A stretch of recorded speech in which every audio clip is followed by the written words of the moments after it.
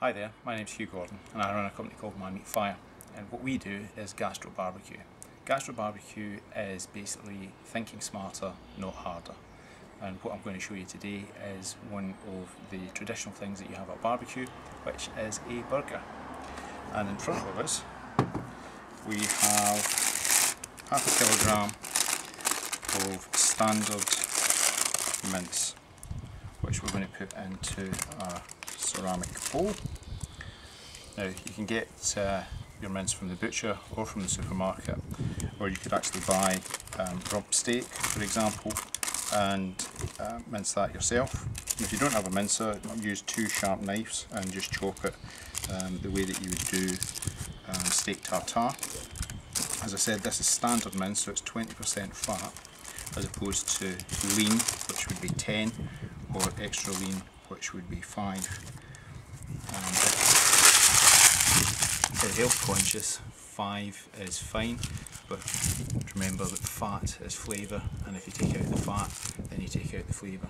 So these are 20%, and into them we're going to put a heaped teaspoon of what I call GPS.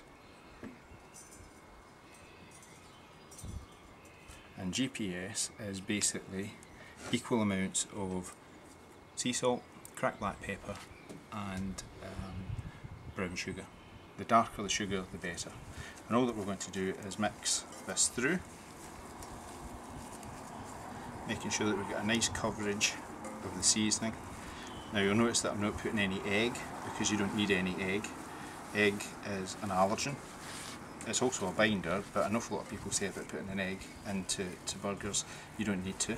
We don't put any breadcrumbs in, purely because what we actually want to do is taste the meat. It will make it go further, but again, it's an allergen and it also takes away from the flavour of the meat. I've got 2 discs here, and I'm just going to roughly half the amount that we have, and then half it again. Roll it into a ball and place it in the centre of the discs. Now, you don't need to have discs. You can easily cut these out from greaseproof paper, or you can actually make just a meatball size and then flatten it out with your hands. I've also got a professional burger press, but again, you don't need to get one of them, it just helps. Press down, press down, and there we have 2 burgers ready to go straight onto the grill. If you've got the time, you can actually make these beforehand and either put them into the freezer or put them into the fridge, and then when you start looking at the weather forecast in the morning, take them out of the fridge or the freezer, take them out of the freezer and defrost, and then by 4 o'clock, as long as you store it in a fridge, you've got your barbecues. So, onto the grill. The grill has coals which are quite hot, and for about 2 seconds I can only keep my hand on there, which means that it's warm.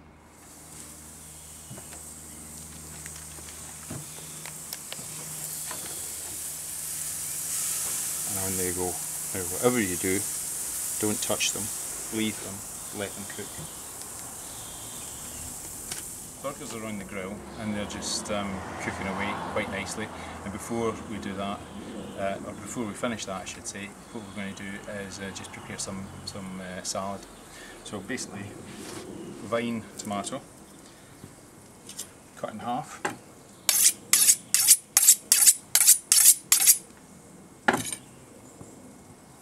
Straight the way through. An onion, skin on, cut the way through, take off any of the excess skin, and we've got some lettuce at the side. While the burgers are cooking, what we'll do is we'll just put these onto char.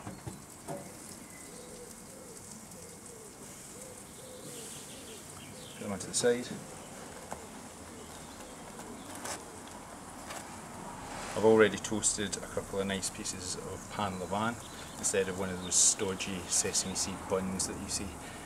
If you cut it nice on the bias, it's an ideal base for a burger. We've cooked the burgers until the juices run clear. There's no need to actually cut into the burger, you just give it a little bit of a kind of squeeze, and if the juices are starting to run clear, then you know that it's actually cooked.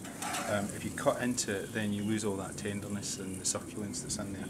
So we'll take one of these, we'll move one over to the side, and we'll take one of these and just put it onto the bread.